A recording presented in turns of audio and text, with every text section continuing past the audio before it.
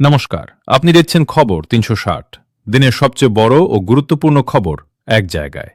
প্রতিদিনের সব গুরুত্বপূর্ণ খবর সবার আগে পেতে এখনই আমাদের চ্যানেলটি সাবস্ক্রাইব করুন এবং পাশে থাকা বেল আইকনটি অন করে রাখুন। চলুন আর দেরি না করে শুরু করা যাক আজকের প্রধান খবর।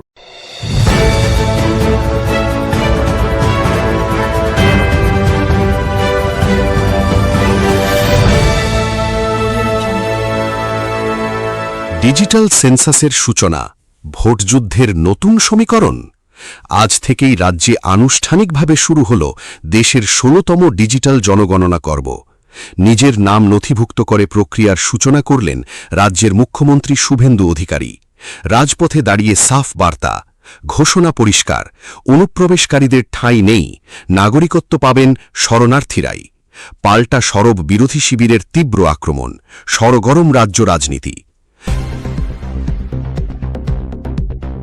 পঞ্চায়েত আইনে বিরাট রদবদল, ক্ষমতা ছাঁটাই প্রধানদের। গ্রাম পঞ্চায়েতের প্রধানদের হাত থেকে আর্থিক ও স্বাক্ষর করার ক্ষমতা কেড়ে নিতে বিল পাশ করল রাজ্য বিধানসভা। বিকেলের চায় এখন একটাই আলোচনা, কাটমানি রুখতে কড়া পদক্ষেপ নাকি পঞ্চায়েতগুলোতে এবার সরাসরি আমলাতান্ত্রিক শাসন প্রতিষ্ঠা। পঞ্চায়েতের অলিগলিতে ক্ষোভ আর জল্পনার পারদ তুঙ্গে। ১৯ বছর পর রবীন্দ্র সদনের মঞ্চে তাসলিমা নাসরিন। ২০০৭ সালের সেই রণক্ষেত্র কলকাতার স্মৃতি কেড়িয়ে দীর্ঘ ১৯ বছর পর আজ আবার তিলোত্তমায় সাহিত্যিক তাসলিমা নাসরিন। রবীন্দ্র সদনের মঞ্চে বিশেষ সম্বর্ধনা অনুষ্ঠানকে ঘিরে সকাল থেকেই কড়া নিরাপত্তার ঘেরাটোপে শহর জুড়ে। সাহিত্য আর রাজনীতির এই অভূতপূর্ব মেলবন্ধন ঘিরে তিলোত্তমায় তোলপাড়। ভোটার তালিকা সংশোধন মামলা, কোর্ট বনাম কমিশন। ভোটার তালিকা থেকে ২৭ লাখ নাম বাতাসের মতো উবে যাওয়া ঘিরে তুঙ্গে রাজনৈতিক সংঘাত। ট্রাইব্যুনালে আবেদন জানিয়েছেন মাত্র ৭ লাখ মানুষ। বাকিদের কি হবে?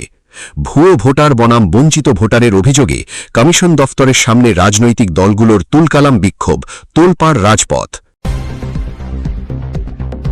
রেশন ও শিক্ষক নিয়োগ দুর্নীতি মামলা, শহরে আবারও যৌথ অভিযান।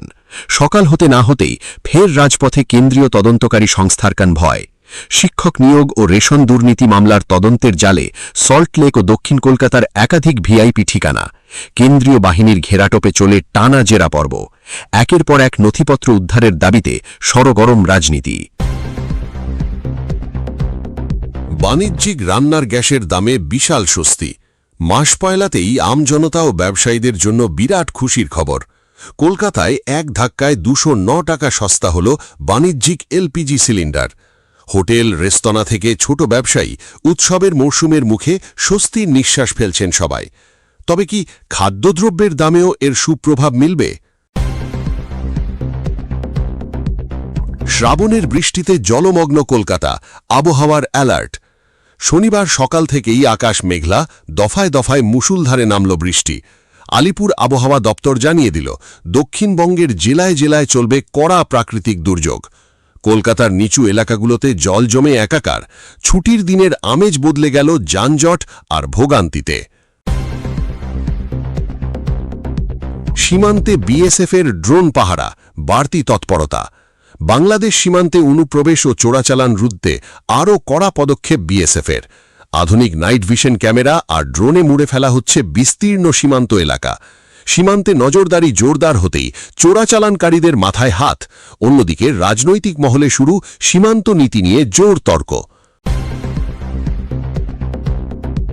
স্বাস্থ্য খাতে নয়া কড়াকড়ি, বেসরকারি হাসপাতালে নজরদারি।